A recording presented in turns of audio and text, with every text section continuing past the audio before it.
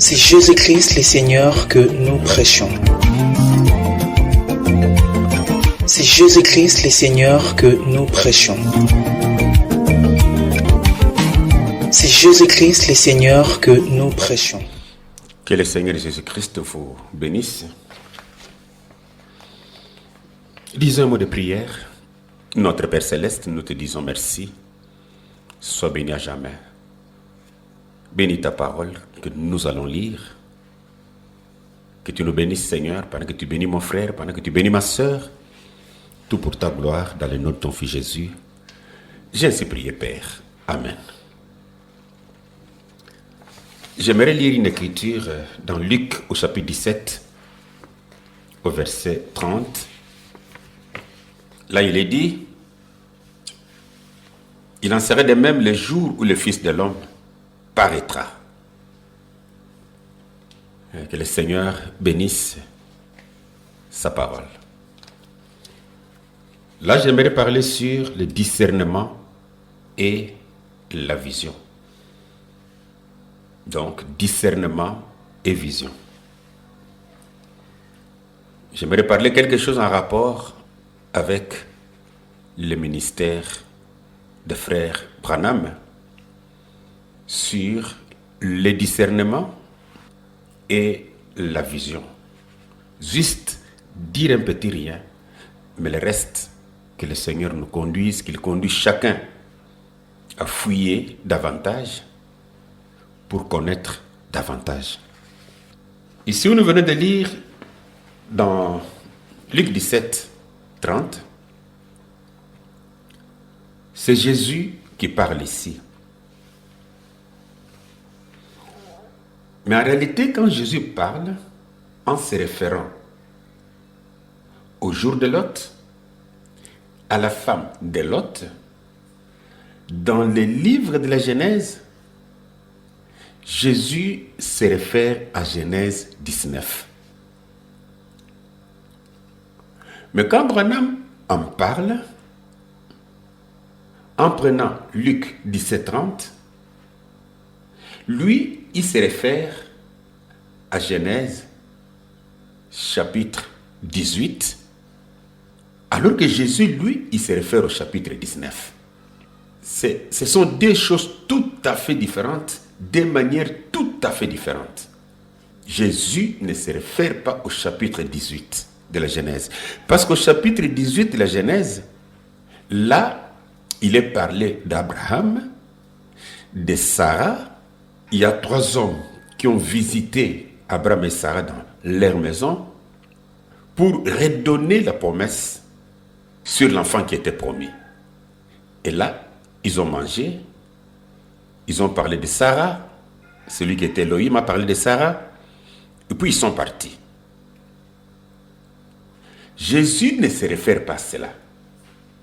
Mais Jésus, lui, se réfère à Sodome. Or, dans le livre de la Genèse, il est parlé de Sodome au chapitre 19. Là, nous voyons Lot, nous voyons la femme de Lot, nous voyons les 2 filles de Lot, nous voyons les 2 gendres de Lot, et cela se passe à Sodome. Et là, à Sodome, chez Lot, il n'y avait pas 3 personnes qui étaient parties. Il y a 2 anges qui étaient partis. Alors que chez Abraham, ils étaient 3, mais à Sodome, ils étaient 2. Donc, ce sont des contextes, des textes tout à fait différents. En faisant une erreur, nous pouvons prendre maintenant Luc 17:30 pour le mettre en relation avec Genèse 18, mais ce n'est pas ce que Jésus a dit. Relisons maintenant Luc chapitre 17 dans son ensemble.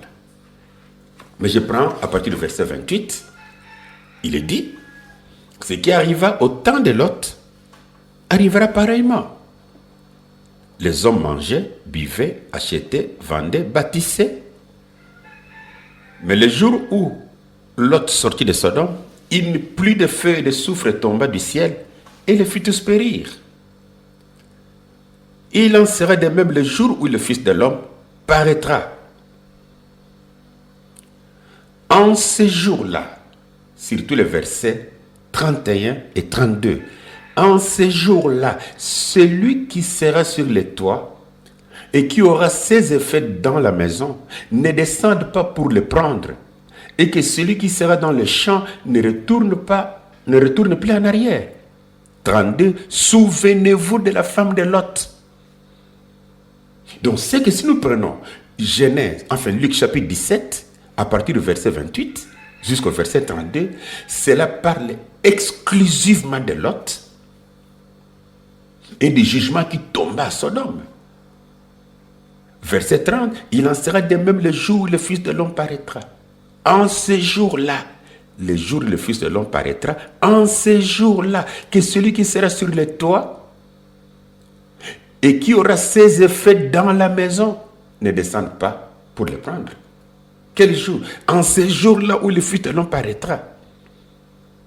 Verset 32, souvenez-vous de la femme de Lot. Donc en réalité, Luc chapitre 17, 28 à 31 n'a rien à voir avec ce qui se passa chez Abraham. Fixons un peu la période de Luc 17 ici, 28, 31, surtout le verset 31 à 32. Cela se passe où et quand? Dans Matthieu chapitre 24, verset 15 à 18, la Bible dit: c'est pourquoi, lorsque vous verrez l'abomination de la désolation, dont a parlé le prophète Daniel, établi en lieu saint, que celui qui lit fasse attention. Que celui qui sera sur les toits ne descende pas pour prendre ce qui est dans sa maison. Donc là, nous retrouvons ce qui est dit dans Luc 17,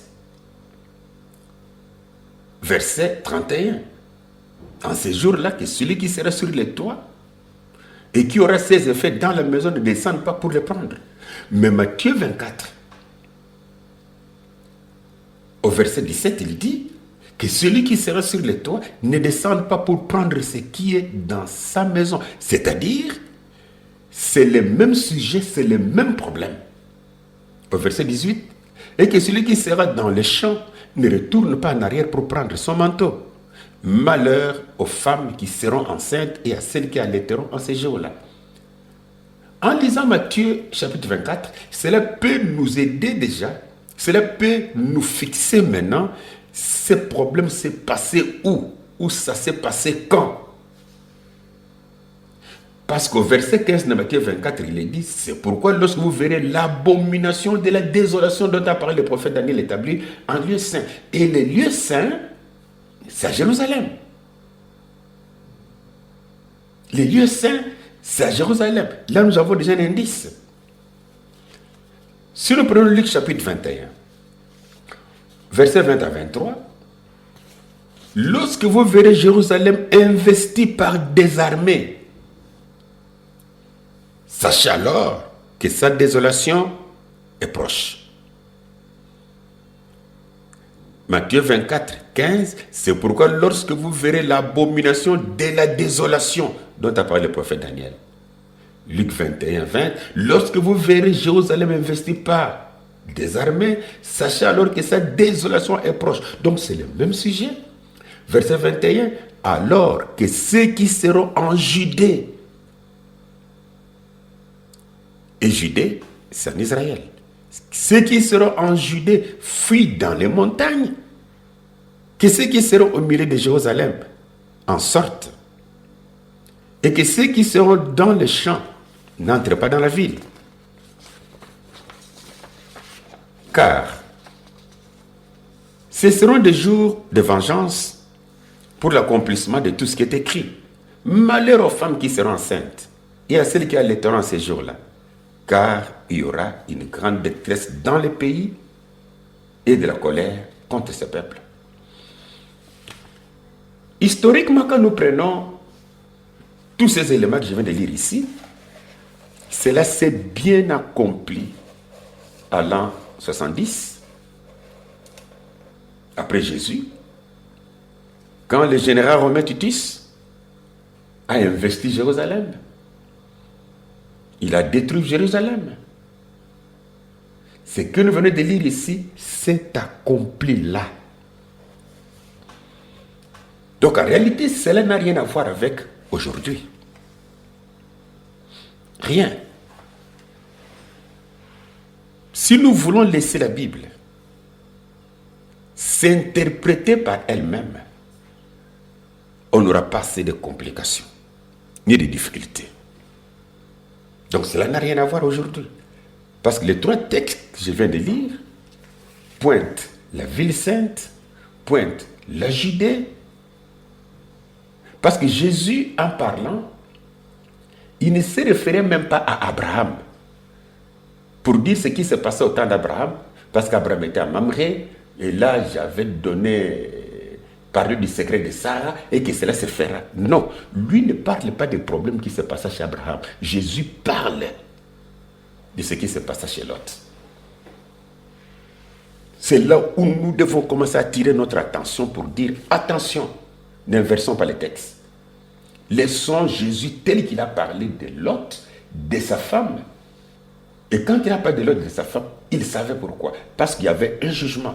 Et nous voyons quand cela s'accomplit en Israël, à l'an 70, c'est tout un jugement qui a eu lieu. Parce que les gens sont morts, la ville était détruite, les temples étaient incendiés. Un jugement a eu lieu. Cela ne se réfère pas avec Abraham. Si nous prenons Genèse au chapitre 19, la Bible nous dit ceci, au premier verset. Les deux anges arrivèrent à Sodome sur le soir, et Lot était assis à la porte de Sodome. Quand Lot le vit, il se leva pour aller au-devant d'eux, il se prosterna la face contre terre. Les hommes dirent à Lot, « Qui as-tu encore ici, gendre, fils et fille? Et tout ce qui t'appartient dans la ville, fais-le sortir de ces lieux. » Là, c'est le verset 12. Au verset 24, « Alors l'Éternel fit pleuvoir du ciel sur Sodome et sur Gomorrhe le soufre et du feu de par l'Éternel. » Donc Jésus, en parlant de Lot, à partir du verset 26, il a parlé du temps de Noé. Ce qui s'est passé également au temps de Noé. Et au temps de Noé, il y a des gens qui sont morts parce qu'il y avait un déluge. Donc, il se réfère à la colère, à un jugement pour les gens qui ont vécu en ce temps-là. Et c'est comme à Jérusalem, une colère est descendue, les gens sont morts. La ville a été détruite. Donc Jésus, en parlant, ne fait pas mention sur ce qui se passait chez Abraham, comment ils ont mangé là-bas chez lui, ni comment ils ont causé chez lui. Ce n'est pas ce que Jésus a dit. Non. Dans Christ, le Christ identifié de tous les âges, 1er avril 1964, nous sommes au paragraphe 158. Lot était un type de l'église naturelle, la Sodome. Des messagers sont allés là. Un moderne Billy Graham et Oral Roberts. Oui, Branham a toujours dit que les deux anges là, l'un était Oral Roberts et l'autre était Billy Graham. Et que lui, naturellement, était Abraham. Mais des fois, il n'est pas seulement Abraham, il est au même moment Abraham et Elohim. D'après ce qu'il dit, 161. Un homme ayant de la poussière sur ses vêtements, assis là, les dos tournés à la tente. Il dit, où est Sarah ta femme? Et alors cet homme dans cette chair humaine a dit, pourquoi Sarah a-t-elle ri? Qu'arrivera-t-il? Abraham appela cet homme Elohim, le Dieu tout-puissant représenté dans une chair humaine. Géographiquement et aussi matériellement, la scène est en place. N'est-ce pas le temps pour que Dieu revienne dans la chair humaine? Géographiquement et aussi matériellement ou corporellement, la scène est en place. Donc cette scène qui est en place fait voir Branham, bien sûr. N'est-ce pas le temps pour que Dieu revienne dans la chair humaine? On peut aussi se poser une petite question. si on peut être sincère envers nous-mêmes. Où Dieu avait-il promis dans sa parole qu'il reviendrait dans la chair humaine? Si c'est en rapport avec Luc 17:30, Luc 17:30 ne se réfère pas à ce qui se passa chez Abraham. Non. Parce que le verset 32 dit même, souvenez-vous de la femme de Lot. Cela n'a rien à voir avec Abraham. Ce sont des histoires qui sont tout à fait différentes. Tout à fait différentes. Il n'y a même pas une promesse où Dieu dit dans Luc 17:30 qu'il reviendrait dans la chair humaine. Il n'y en a pas. Dans Dieu dévoilé, 14 juin 1964, paragraphe 282, c'est encore le même Dieu. Amen, amen. J'espère que ceci est reçu. C'est le même Dieu, mais il revêt un autre voile. C'est tout. Voyez-vous, il met un autre voile. Là également, dans Dieu dévoilé, il se réfère chez Abraham. Ça, c'est Branham qui se réfère chez Abraham. Mais Jésus, lui, ne se réfère pas chez Abraham. Lui, il se réfère à la Genèse chapitre 19 chez Lot. Y a-t-il quelque chose qui soit trop difficile pour le Seigneur? 28 mars 1960, paragraphe 33. Oui, ça y est. Je vais tourner mon dos à cette assistance pour vous faire savoir que les mêmes anges qui étaient là à Sodome, il ne s'agit pas de votre frère, il s'agit de votre Seigneur, le Saint-Esprit. Les mêmes anges qui étaient à Sodome. En citant Sodome ici, à Sodome, il n'y avait pas un exercice ou quelque chose en rapport avec ce qui était caché, qui était révélé. Non. Encore une fois, si nous prenons Sodome ici comme chez Abraham, alors c'est Branham qui se réfère chez Abraham, utilisant l'écriture de Jésus qui ne se réfère pas chez Abraham, mais qui se réfère chez Lot. Donc en réalité, cela n'a rien à voir avec la parole. D'après ce que Jésus a dit. Là, je veux qu'on se comprenne un peu mieux. Parce qu'en réalité, si on peut revenir bien, encore une fois, à Genèse chapitre, dans le livre de la Genèse, au chapitre 19, on peut commencer au chapitre 18, verset 1. L'Éternel lui apparut parmi les chênes de Mamré, comme il était assis à l'entrée de sa tente pendant la chaleur du jour. Il leva les yeux et regarda, et voici 3 hommes étaient debout près de lui. Il les vit. Il courut au-devant d'eux depuis l'entrée de sa tente et se prosterna à terre. Et il dit, Seigneur, si j'ai trouvé grâce à tes yeux, ne passe point. Je t'ai pris loin de ton serviteur. Verset 13. L'Éternel dit à Abraham, pourquoi donc Sarah a-t-elle ri en disant, est-ce vraiment j'aurai un enfant, moi qui suis vieille? Ce problème qu'on peut appeler discernement, c'est pas ça chez Abraham, pas chez Lot. Mais Jésus lui se réfère à Lot dans Luc chapitre 17, verset 28 à 32. 16. Ces hommes se levèrent pour partir. Et ils regardèrent du côté de Sodome. Abraham alla avec eux pour les accompagner. L'Éternel dit, cacherai-je à Abraham ce que je vais faire? 22. Les hommes s'éloignèrent, donc 2 hommes s'éloignèrent et allèrent vers Sodome. Mais Abraham s'était encore en présence de l'Éternel. Donc, l'une des personnes est restée avec Abraham, 2 autres sont partis à Sodome. C'est-à-dire, s'il y a quelqu'un qui devrait discerner quelque chose à Sodome, c'était celui qui était resté chez Abraham. Mais Jésus, lui, se réfère à Sodome et non à ce qui se passait chez Abraham. Dans Luc 17, 28 à 32. 33. L'Éternel s'en alla lorsqu'il achevait de parler à Abraham. Et Abraham retourna dans sa tente.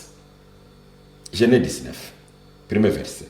Les deux anges arrivèrent à Sodome. Donc à Sodome, il n'y avait pas 3 personnes, ni 3 anges qui sont partis. C'était 2 anges. Les 2 anges arrivèrent à Sodome sur le soir, et Lot était à la porte de Sodome. Quand Lot les vit, il s'éleva pour aller au-devant d'eux et se prosterna plutôt la face contre terre. Verset 5, ils appelèrent Lot et lui dirent, ce sont les habitants de Sodome. Où sont les hommes qui sont entrés chez toi cette nuit? Fais-les sortir vers nous pour que nous les connaissions. Ça, maintenant, ça se passe à Sodome. Et c'est à Sodome que Jésus se réfère. 12. Les hommes dirent à Lot,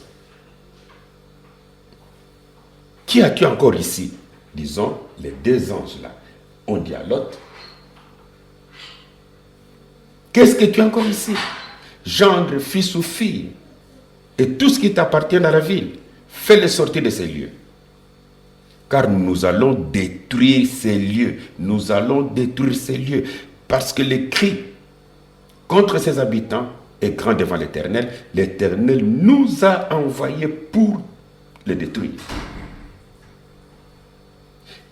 Verset 15. Dès l'aube du jour, les anges insistèrent auprès de Lot en disant, lève-toi, prends ta femme et tes 2 filles qui se trouvent ici, de peur que tu ne périsses dans la ruine de la ville. 24.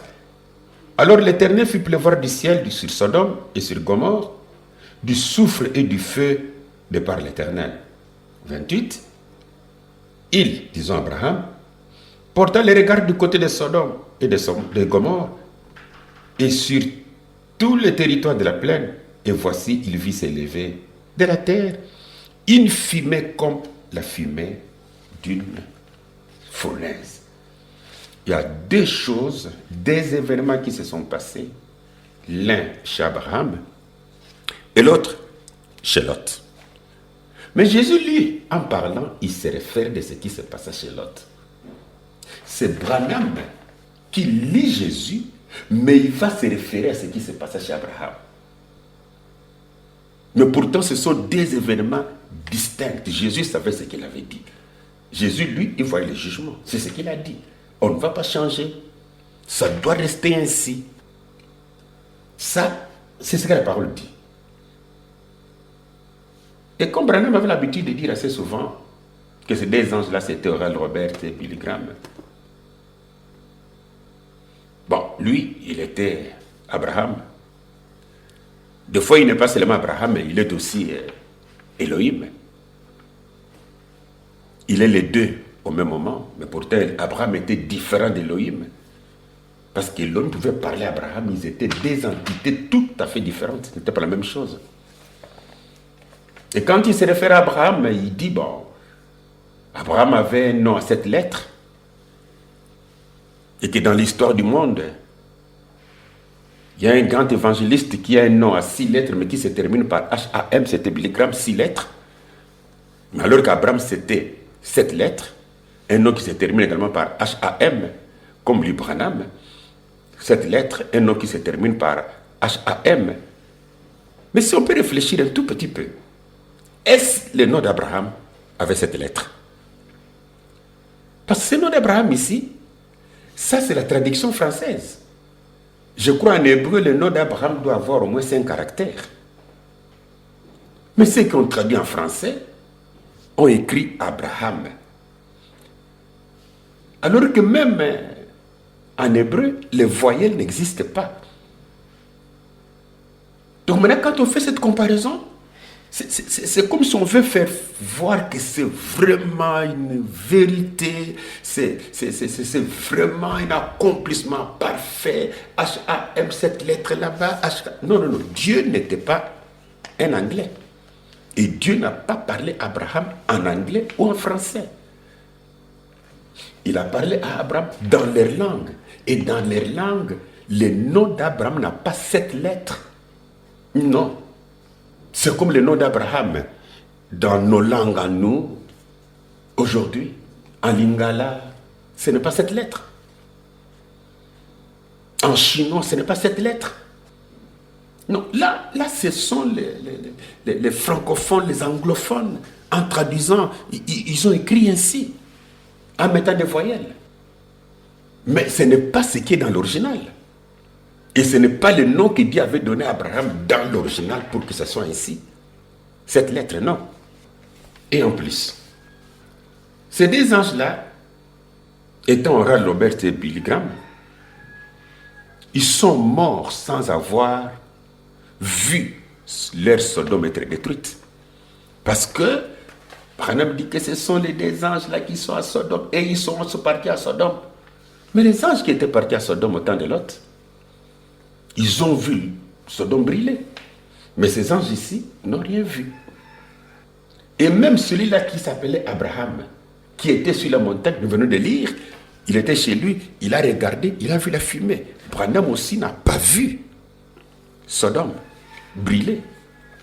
Non, si on veut faire une comparaison avec les Écritures, que ça soit une véritable comparaison. S'ils étaient réellement les types ou les antitypes, les véritables anges en question, c'était eux aujourd'hui. Un Billy Graham, un Oral Roberts, un Branham, tous allaient voir Sodome brûler. Et Sodome qui doit brûler, c'est le monde entier qui devrait brûler, parce que c'est le monde entier qui est appelé Sodome aujourd'hui. C'est que ça allait être brûlé. Mais nous sommes là encore, vivants. Personne n'est brûlé. Le monde n'est pas brûlé. Donc ce sont des choses qui ne tiennent pas avec la parole de Dieu. Ça ne tient pas. Donc Luc 17:30 n'a rien à voir avec ce qui se passait chez Abraham. Si nous voulons respecter la parole de Dieu, donner seulement la valeur à la parole de Dieu comme il faut. Et c'est à partir de là maintenant que s'enchaînent des déclarations de Frère Branham, beaucoup de déclarations de Frère Branham, faisant voir que Dieu était là, des fois il s'incarne en lui, il voit la lumière entrer, il voit cet ange-là. Oui, ça ce sont des choses qui se passaient avec lui, mais cela n'a rien à voir avec ce que Jésus a dit. Mon problème, c'est que nous comprenions, cela n'a rien à voir avec ce que Jésus a dit.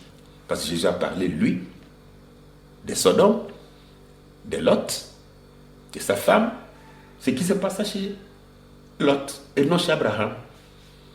Là, nous serons en ordre avec les Écritures. Branham dit encore une chose ici que j'aimerais lire. Dans Je serai avec toi comme j'ai été avec Moïse, 11 septembre 1960. Il dit, au paragraphe 182, maintenant je défie n'importe qui, n'importe où, dans le monde, de me dire, montrez-moi une seule fois où il a jamais dit ici, sur l'estrade, ou n'importe quelle vision, ou n'importe quoi, quelque chose d'autre, si ce n'est exactement la chose vraie. Quel défi! Et qui est arrivé juste comme il avait dit. Il a dit à chaque personne exactement ce qu'était son problème. Là, il se réfère au discernement. Et tout ce qu'il en était, et d'où elle venait, et tout ce qu'elle devrait faire. Et chaque fois qu'il a dit, qu'il a été dit, ainsi dit le Seigneur, pour n'importe quelle chose concernant une guérison, n'importe quelle chose concernant une guérison, cela est arrivé de cette manière. Si vous connaissez une circonstance, faites-moi le savoir. Cela n'a jamais failli. Pendant ces 12 longues années, ou 14 années, cela n'a jamais failli. Parce que cela ne peut faillir. Mais si on s'arrête simplement à cette déclaration, on va crier, cela n'a jamais failli. Il a dit, cela n'a jamais failli, ça ne peut pas faillir. Mais est-ce qu'on a eu le temps de vérifier tout ce qui a été dit avant de conclure que ce qu'il dit est la vérité, jamais quelque chose a failli? On ne contrôle pas, mais on continue à confirmer et à crier dessus. Mais il dit, est-ce que quelqu'un peut me montrer quelque part où cela a failli? Moi je dis oui. En lisant tes propres sermons, j'ai vu que cela a failli. Maintenant, quand cela a failli, dirions-nous que c'était Dieu qui a failli? Est-ce que Dieu peut faillir? Mais si cela a failli, alors, qui est celui-là qui a failli? Qui est celui-là qui parlait en lui là? Qui était-il? Parce que Dieu, lui, ne peut pas faillir. Prenez un exemple. Il y en a beaucoup, mais on va choisir. Avoir soif de la vie. 13 juin 1957, paragraphe 107. Il prie, c'est la ligne du discernement. Il dit, maintenant m'entendez-vous? Prions maintenant. Cher Jésus, accorde la miséricorde à cet homme qui est désespérément dans les besoins. C'est toi qui as créé les oreilles de l'homme. Et c'est toi qui as créé tous les corps de l'homme. Et je te prie de guérir cet homme ce soir et de le rétablir. Puisse le Seigneur Jésus bénisse s'emparer de lui par sa puissance de guérison ce soir, par la foi qui regarde en haut, et qu'il soit complètement guéri. Je prie au nom de Jésus-Christ. Amen. Maintenant, les autres, gardez la tête inclinée. J'ai dit c'était pendant le discernement. Lisez le paragraphe 106 et descendez encore plus bas. Les autres, gardez la tête inclinée pendant un moment. Depuis combien de temps êtes-vous dans cet état? Il pose la question à l'homme malade. M'entendez-vous maintenant? Amen. 2 ans. M'entendez-vous? Oui. Amen. Il peut entendre maintenant. Disons, loué soit le Seigneur. Que Dieu vous bénisse donc. Poursuivez votre chemin en vous réjouissant. Soyez heureux. Amen. Pendant qu'il a dit, poursuivez votre chemin, soyez heureux. Allez-y. Je suis au paragraphe 108. Une dame dans la salle. La dame dit, frère Branham. Il dit, oui. Il n'est pas sourd. Il souffre de l'artériosclérose. Il ne peut pas parler. Eh bien, il fait certainement un bon travail. Ça, c'est Branham qui dit. Il fait certainement un bon travail maintenant avec cela. Laissez-moi l'observer juste un moment. J'ai pensé qu'il s'agissait de son ouïe. Pouvez-vous... Il s'agissait de son ouïe et de son parler. Dites, je aime Jésus. Vous êtes certainement capable de prononcer cela. Dites, merci, très bien. C'est fini maintenant. Vous pouvez partir en vous réjouissant. Très bien. Croyez de tout votre cœur.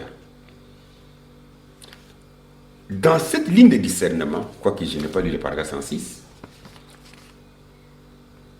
Branham a dit que cet homme-là souffrait des oreilles. Maintenant, quand il va prier pour les oreilles, il dit à la personne, m'entendez-vous? La personne dit, oui, j'entends. Mais la femme qui avait amené l'homme malade va crier dans la salle pour dire, frère Branham. Il n'est pas sourd. Mais la maladie qu'il a là, il ne peut pas citer ou parler les mots les plus difficiles. C'est Branham qui va maintenant dire, je pensais que c'était son ouïe. Je pensais. Ou c'est l'ange qui t'a dit c'était son ouïe. Ou c'est toi qui discernais. Est-ce que c'est l'ange? C'est toi? Donc tu t'es trompé? Bon, si c'est l'ange, donc l'ange s'est trompé. Si c'est le même ange qui était à Sodome, donc l'ange de Sodome s'est trompé. On peut remettre tout en cause. Comment ça peut se tromper? Comment? Et de grâce ceux qui ont écrit ont quand même relaté ce que la femme a dit. Et que maintenant nous pouvons comprendre tous. Comment ça pouvait rater ainsi? Donc ce n'était pas Dieu. Est-ce le discernement étant l'ange, il peut rater ici pour dire la vérité là-bas? Ça sera carrément non. Il ne peut pas rater, il ne peut pas faire une erreur. Non. Je prends un petit cas encore, un autre cas, dans les témoignages amers. 7 mars 1964, paragraphe 184. Maintenant, quand il est venu vers Simon, il lui a dit qui il était. C'était pendant le discernement, il parle à une femme. Croyez-vous que Dieu peut me dire votre nom? Est-ce que ça vous donnerait plus de foi? La femme dit oui. Branham dit Madame Strong. La sœur, sachant que ce n'est pas son nom. La sœur dit Stout. Et Branham reprend Stout. Est-ce que vous croyez? Allez, croyez. Croyez-vous? C'est terminé maintenant. Quoique c'est en anglais. Mais Branham dit Strong. Mais la sœur va dire je ne m'appelle pas Strong, je m'appelle Stout. Donc c'est comme si Jésus pouvait dire à Simon-Pierre, il dit, tu t'appelles Sami, ou Saumon, ou Soumet, mais tu seras appelé Pierre. Non, il a fallu que Jésus appelle d'abord Simon par son véritable nom, avant de lui donner notre nom. Il fallait qu'il appelle Nathanaël par son propre nom. Tu t'appelles Nathanaël par son propre nom. Non reconnu de tout le monde. Mais ici, nous voyons l'ange donner notre nom et que la femme s'oppose et dit ça ne tient pas. Ce n'est pas ça mon nom. Ce n'est pas ça mon nom. Donc, on a alors des questions à se poser. Sur tout ce qu'on a parlé, c'est l'infaillibilité, c'est l'infaillibilité. On a des questions à se poser maintenant. Ah oui, il faut laisser l'infaillibilité à Jésus seul. Que l'homme n'ait pas l'orgueil. Ne placez aucun homme au niveau de Jésus. Ne le faites pas. Nous avons lu, même dans des guérisons, que cela se faisait comme cela a été dit. Je prends des exemples de guérisons. Et les guérisons accompagnent des discernements. Dieu amène son église à la perfection. 4 décembre 1954.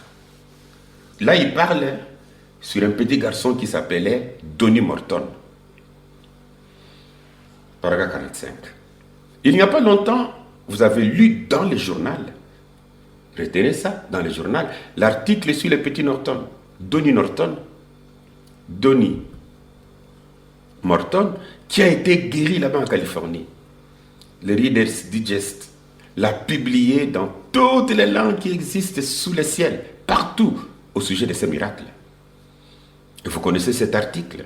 Et l'article disait, l'évangéliste a regardé l'enfant en face et il n'a posé aucune question.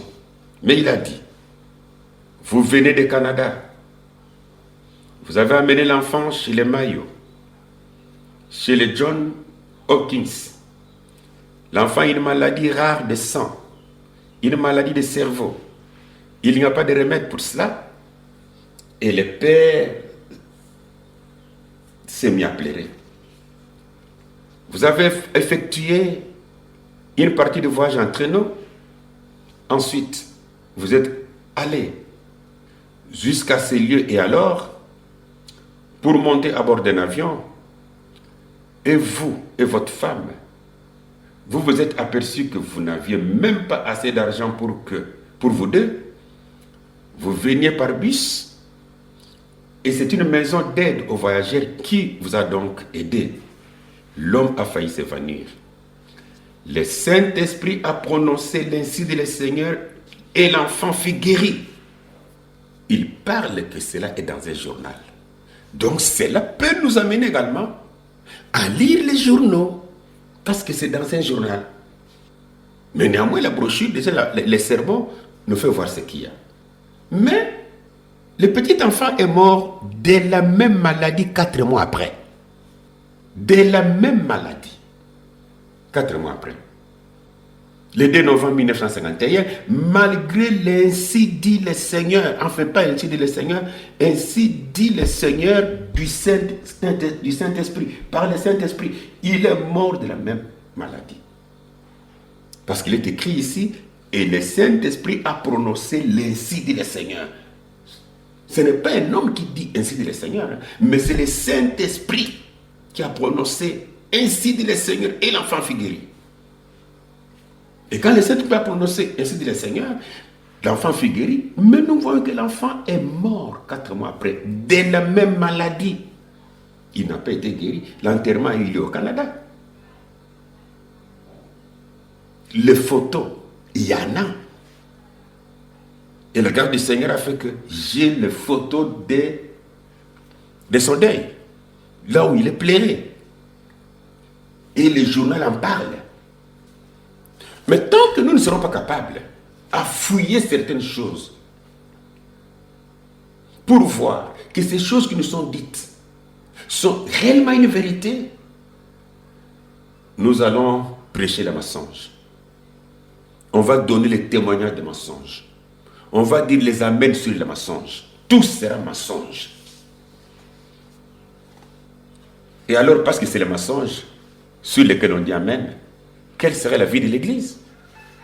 Parce qu'ils disent amen au mensonge. Prenez encore un autre cas. De la petite Carole Strubler. Elle avait 9 ans. Dans la profondeur, appelle la profondeur. 24 juin 1954, paragraphe 60 et 61. Comment allez-vous, madame? Croyez-vous que je suis le prophète de Dieu? Vous n'êtes pas ici pour vous-même? Bien. Bien que vous soyez nerveuse et éreintée, mais cela est dû à la maladie de cet enfant.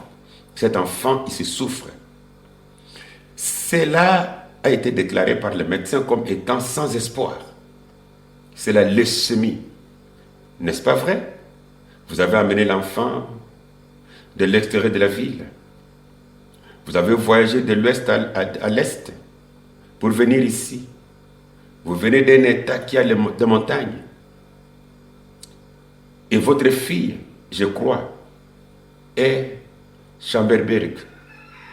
Et c'est vrai, amenez mon enfant. Chère petite sœur, si le Seigneur Jésus était ici, il poserait ses mains sur toi. La mort te quitterait et tu vivrais. Alors, à sa place, je pose mes mains sur cet enfant et le bénis. Et je demande que les démons quittent l'enfant et que la vie entre dans cet enfant. Qu'elle vive et soit guérie. Sors de cet enfant, Satan, par l'autorité de la Bible et de Dieu, avec un don divin donné par un ange. Je t'assure de quitter cet enfant. Sors d'elle. Crois-tu que tu vas aller bien? Que Dieu te bénisse. Tourne-toi et fais signe à l'auditoire avec la main. Que Dieu te bénisse, petite fille, qui a une si grande foi. Sois guérie. Que Dieu te bénisse, ma chérie. Va et sois guérie. Si on s'arrête là, c'est seulement pour crier gloire à Jésus, amen, alléluia, tout un tas d'histoires. Mais cette fille est morte de la même maladie. C'est l'est rapporté dans un autre journal. Et cet article dit, les funérailles de la petite Carole Ruth Strubler ont lieu à Chamberberg cet après-midi. L'enfant âgé de 9 ans est décédé à son domicile la semaine dernière d'une leucémie aiguë. 3 semaines seulement après qu'un évangéliste, disons Branham, après qu'un évangéliste a annoncé à sa mère qu'elle était guérie de cette maladie mortelle. Madame Ruth Strubler, du 358, le numéro, Tolbert Avenue, avait amené l'enfant fragile à une réunion de réveil de masse à Washington. Et un évangéliste itinérant, révérend William Branham, de Jeffersonville, Indiana, avait prié pour elle. Et avait rassuré la mère au cœur brisé que sa fille vivrait. Une semaine plus tard, la mère a déclaré dans un journal qu'elle était convaincue que les paroles de l'évangéliste étaient vraies et qu'elle avait annulé une visite prévue à l'hôpital Saint-Christopher de Philadelphie. L'enfant n'avait connu que la maladie depuis sa naissance. Les funérailles ont eu lieu cet après-midi à l'église pentecôtiste de Bethel sous la direction du révérend Alfred D. Boyd. Et l'enfant a été enterré dans un cimetière. Tout ça, nous avons beaucoup à réfléchir.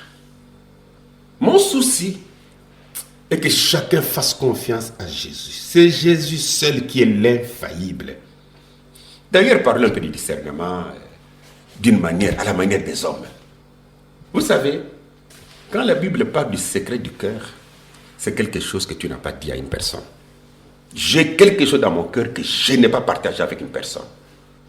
Mais alors, Dieu vient et me dit, par un certain canal, dans ton cœur, tu as cette pensée, tu as cette pensée, tu as cette pensée. Je dirais ça, je n'ai pas dit à une personne. Ma bouche ne s'est pas ouverte, c'est Dieu qui me parle. Mais qu'arriverait-il si je suis malade? Mais j'ai dit à un ami, j'ai vraiment mal à la tête, j'ai été voir un médecin, les produits que le médecin m'a donnés, ça ne tient pas, je vais à l'église. Et j'arrive à l'église, un serviteur de Dieu me dit, parce qu'il a un don de discernement, il dit, tu as mal à la tête, tu es parti voir le médecin t'a donné des produits, tu n'es pas bon. Est-ce qu'on peut dire que c'est Dieu qui parle? Est-ce que c'est une obligation que nous disions que c'est Dieu? Ça, ce n'est pas le secret du cœur. C'est quelque chose que j'ai dit. Dieu a entendu. Satan a entendu. Les démons ont entendu. Même quand je prenais le bus pour aller dans cette église, le diable a vu, les démons m'ont vu. Mais qu'est-ce qui arriverait si cet homme-là qui discerne est aussi par un démon? On ne va pas lui dire que j'avais pris le bus numéro 2. Va-t-on appeler tout cela Dieu? Oui, ça peut être Dieu, mais à une seule condition, que la guérison en question soit là. Mais maintenant, quand nous retrouvons que la chose a été dite, je ne dis pas que Dieu ne peut pas dire ça. Dieu aussi va dire que tu étais là. Oui, Dieu aussi le fait. Mais maintenant, quand Dieu va conclure, il va conclure en disant, tu es guéri. Oui, mais ce n'est pas qu'après que Dieu puisse dire que tu es guéri, et c'est avec la même maladie, 2-3 semaines après que tu vas mourir, sans être guéri. Va-t-on seulement crier que c'est Dieu qui a parlé? Voilà cette maman ce qu'elle a dit. Non. Ce que l'évangéliste a dit est vraiment frappant parce qu'il ne me connaît pas. Il a dit comment j'ai amené l'enfant. Je crois que l'enfant soit guéri. Il a mis une confiance. Mais l'enfant est morte. L'enfant est morte. Ce n'est pas Dieu qui avait parlé. Non, ce n'est pas Dieu. Ce n'est pas Dieu, ce n'est pas Dieu, ce n'est pas Dieu. La guérison n'a pas eu lieu. Mais dire ce que la femme a fait dans la maison, l'évangéliste a dit ça. Les pasteurs peuvent dire ça. Ceux qui ont ces capacités peuvent dire ça. Mais ils le disent par le diable ou par Dieu. Si c'est par le diable, il n'y aura pas la guérison. Mais si c'est par Dieu, il y aura une guérison. Mais maintenant qu'il n'y a pas la guérison, on dira quoi? Ah ok, c'est un peu ça. Frère, on me dit une chose ici. Pendant le discernement, dans les trônes de miséricorde et de jugement, disons les trônes, 8 janvier 1961, paragraphe 287, il dit, je voudrais aussi vous montrer pourquoi la Bible enseigne que les femmes ne doivent pas être prédicateurs, pasteurs ou quoi que ce soit d'autre dans l'église. Donc la femme ne peut pas être prédicateur. Là, on se réfère à 1 Timothée chapitre 2, versets 9 à 12. Et si je prends Timothée 2, 12, il est dit, je ne permets pas à la femme d'enseigner ni de prendre autorité sur l'homme, mais il doit demeurer dans le silence. C'est ce qu'il a dit dans le trône ici. Mais écoutez maintenant, ayez foi en Dieu, 10 mars 1958 au paragraphe 75. Pendant les discernements, cette dame ici m'est inconnue à ma connaissance. Je ne la connais pas. S'il me révèle votre problème, me croirez-vous? Pensez-vous que vous allez vous remettre de ces ulcères? Vous étiez en train de prier pour cela. Pas vrai? Je ne vous connais pas. N'est-ce pas, madame? Je ne vous ai jamais vu de ma vie. C'est juste, levez la main. Vous êtes une personne nerveuse, très nerveuse. C'est ce qui est à la base de vos ulcères. Allez de l'avant et prêchez la parole maintenant. Vous êtes une prédicatrice de toute façon. Allez donc et prêchez la parole. Là, c'est dans le discernement. C'est supposé l'ange de Sodome qui dit à cette femme, allez de l'avant, vous êtes guéri bien sûr, prêchez la parole maintenant, parce qu'elle était prédicatrice. Vous êtes une prédicatrice de toute façon, allez donc prêcher la parole. L'ange de Sodome a-t-il contredit la Bible? L'ange de Sodome, Elohim, veut nous faire dire maintenant que la femme doit prêcher? Non. Revêtons nos sens. Revêtons nos sens. Vérifions ce qui est dit. Non, mais c'est sérieux ça. C'est pendant le discernement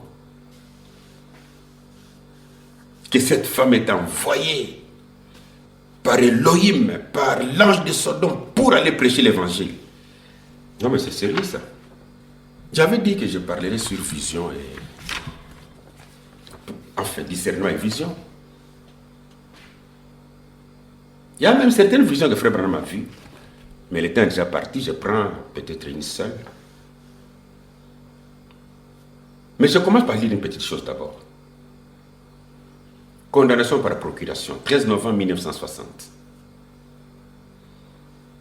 Paragraphe 17. À propos, M. Mercier et plusieurs autres vont prendre de ces anciennes prophéties. Ils vont les déterrer et les revoir un peu ou les mettre à jour et les faire imprimer.